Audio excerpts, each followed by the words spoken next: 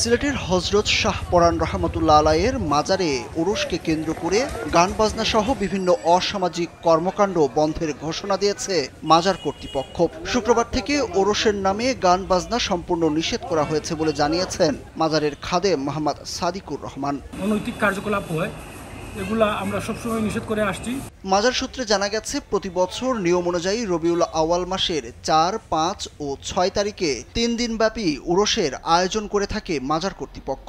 কর্মসূচির মধ্যে প্রথম দিন খতমে কোরআন, দোয়া ও জিকির এবং মিলাদ মাহফিল, দ্বিতীয় দিন গিলাফ চড়ানো, গরু জবেহ, সারারাত জিকির ও মিলাদ মাহফিল এবং ভোর ৪টায় ফাতিহা পাঠ। শেষ দিন বাদ ফজর আখেরি মোনাজাতের পর নেওয়াজ বিতরণ করা হয়। স্যান্ডেলিনা সো, রূপচর্চায় আভিজাত্য। ওরস চলাকালে মাজার কর্তৃপক্ষের নির্দিষ্ট কর্মসূচির বাইরে একদল ভক্ত পরিচয়ে প্যান্ডেল করে নাচ, গান, মদ, জুয়া, গাঁজা, অশ্লীলতা, নারী নৃত্য সহ বিভিন্ন অ-ইসলামিক কর্মকাণ্ড চালিয়ে যায় বলে অভিযোগ রয়েছে দীর্ঘদিনের। এছাড়া মেলার নামে জুয়ার রমরমা আসর বসানো হয় ওরসের সময়। দেশের বিভিন্ন স্থান থেকে আসা হাজার হাজার ভক্ত আশেকান ইবাদত বন্দেগী ছেড়ে এই সকল আসরে সময় কাটান। মাজারের খাদেম মোহাম্মদ সাদিকুর রহমান জানান, মাজারে উরস উপলক্ষে গান বাজনা সম্পূর্ণ বন্ধ ঘোষণা করা হয়েছে। এছাড়াও এখানে প্রতি বৃহস্পতিবার যে গান বাজনা করা হয় সেটিও বন্ধ ঘোষণা করা হয়েছে। গান বাজনার আড়ালে মাদকের ব্যবসা করা হয় বলেও জানান তিনি। উরুস উপলক্ষে কেন্দ্র করে আমাদের মাজার এরিয়ার পাশেই গান বাজনার আয়োজন করা হয়ে থাকে।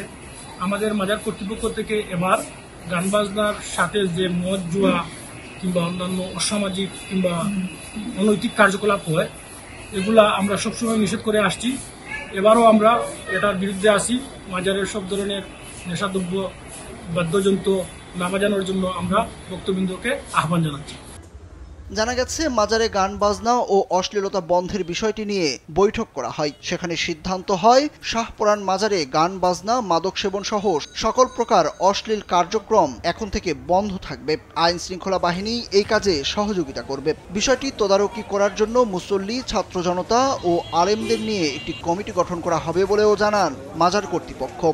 আপনারা এখানে এসে কোনো অশালীন, অশ্লীল কোনো কিছুতে জড়িত হতে পারবেন না।